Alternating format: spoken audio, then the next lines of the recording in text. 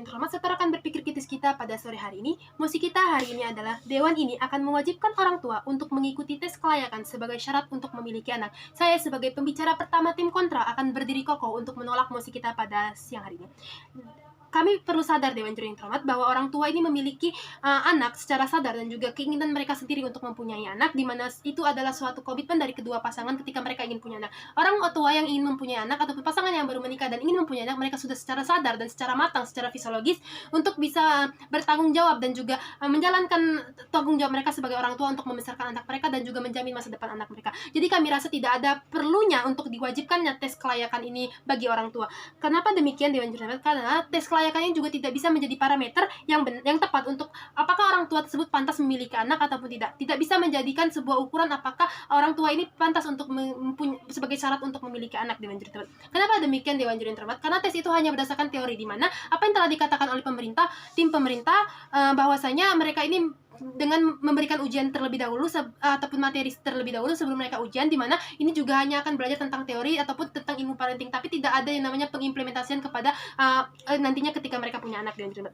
Lalu, Dewan Juri terhormat, apa tanggapan saya tentang apa yang telah disampaikan oleh pembicara pertama pemerintah? Saya di sini menanggapi beberapa hal, Dewan Juri. Yang pertama adalah pembicara pertama pemerintah mengatakan bahwa tes kelayakan ini akan dilakukan untuk memiliki syarat punya anak. Tapi mereka di sini tidak menjelaskan bagaimana ini bisa diterapkan dengan baik di negara kita. Bagaimana mekanisme untuk tes kelayakan ini? Apakah ini akan berbentuk soal ataupun berbentuk soal praktik ataupun berbentuk untuk urusan administrasinya bagaimana? Lalu yang kedua adalah pembicara pertama pemerintah mengatakan untuk belajar sebelum ujian, dan juga mereka mengatakan bahwa untuk sebelum tes itu mereka ada dalam perjalanan. Padahal pembelajaran juga bisa dilakukan dengan cara mengakses melalui pengalaman, media sosial ataupun hal lain. Sekarang teknologi sudah canggih di mana mudah sekali untuk mendapatkan informasi mengenai ilmu parenting.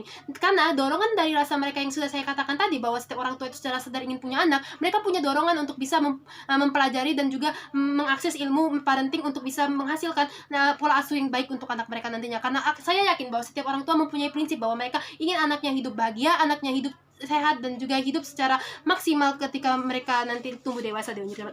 Lalu selanjutnya, Dewan Juri terhormat, apa masalahnya dan kenapa ini diperdebatkan? Masalahnya adalah pemerintah seolah-olah mewajibkan tes ini dan memberikan ataupun menyalahkan orang tua akan pola asuh yang telah diterapkan terlebih dahulu. Karena pada status quo-nya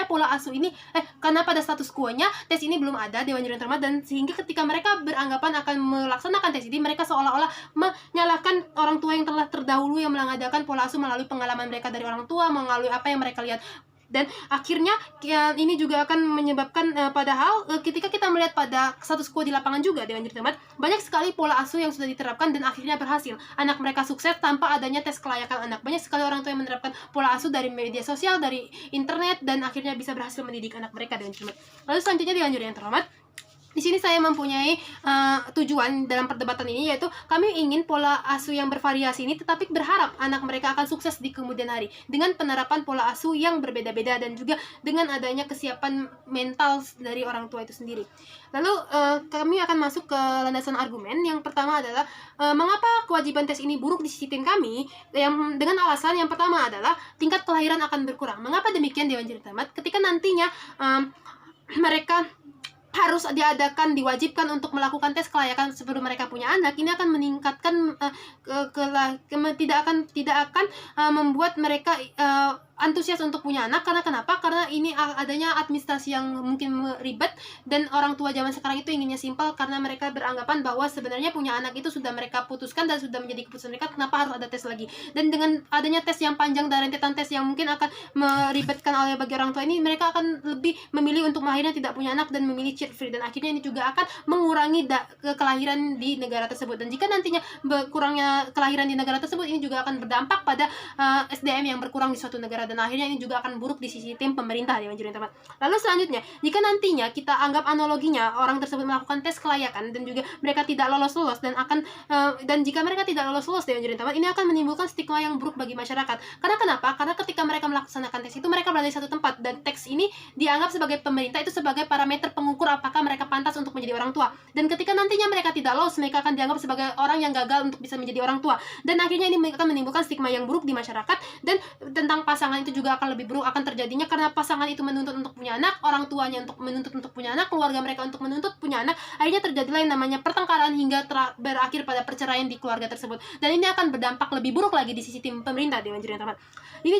Ini juga dilatar belakangi dengan kita tahu bahwa karakter setiap anak itu berbeda dan memiliki pola asuh yang berbeda. Jika kita menerapkan pola asuh yang sama dan referensi yang sama, padahal kita tahu setiap karakter anak itu berbeda dan tidak semua anak bisa menerima pola asuh yang sama. Kita tidak bisa membiarkan anak yang memang harus membutuhkan perlakuan yang lebih keras, ada anak yang memang harus dikerasi dulu baru bisa mendengarkan ataupun mengerti, Dewan Juri teman. Dan bagi kami, tes kelayakan ini tidak bisa dijadikan parameter di sistem pemerintah untuk mengatakan bahwa orang tua tersebut pantas ataupun tidak untuk menjadi orang tua.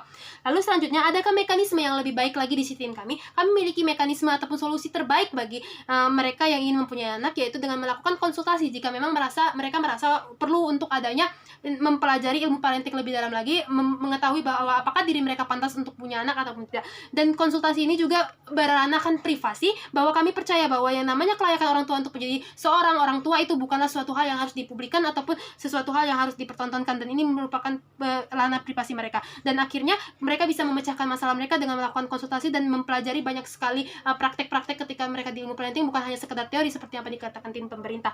Lalu selanjutnya, bagaimana di sisi tim pemerintah jika nantinya orang tua tadi yang tidak lulus kami khawatirkan akan tidak lulus dan mendapatkan stigma buruk dan berakhir pada perceraian. Apakah pemerintah akan melarang juga orang tua untuk punya anak jika mereka nantinya tidak punya ataupun tidak lulus dalam tes kelayakan anak tersebut? Bagaimana dengan tuntutan keluarga mereka? Bagaimana tuntutan orang tua mereka yang ingin memiliki anak? Apakah ini akan gagal hanya karena mereka tidak lolos seleksi untuk bisa mempunyai anak? Padahal kita tahu bahwa mereka secara sadar dan secara tanggung jawab ingin mempunyai anak secara prinsip, Dewan Juri teman. Setidaknya Dewan Juri teman, walaupun tidak ada tes ini, kami menawarkan solusi yang baik dan mudah untuk diterapkan. Kami percaya bahwa konsultasi ini akan lebih baik di sisi tim kami dan akan menimbulkan dampak positif, yaitu pola asuh yang baik bagi orang tua dan juga tetap terjalannya tidak ada namanya stigma-stigma yang muncul dan permasalahan-permasalahan yang muncul akibat daripada penerapan yang namanya kewajiban untuk melakukan tes ini kepada kepada orang tua yang ingin punya anak. Jadi Dewan Juri yang terhormat, dengan pemaparan yang telah saya sampaikan, argumentasi yang telah saya sampaikan, serta sanggahan yang telah saya sampaikan kepada tim pemerintah, saya bangga berada di sistem kontra. Sekian dan terima kasih.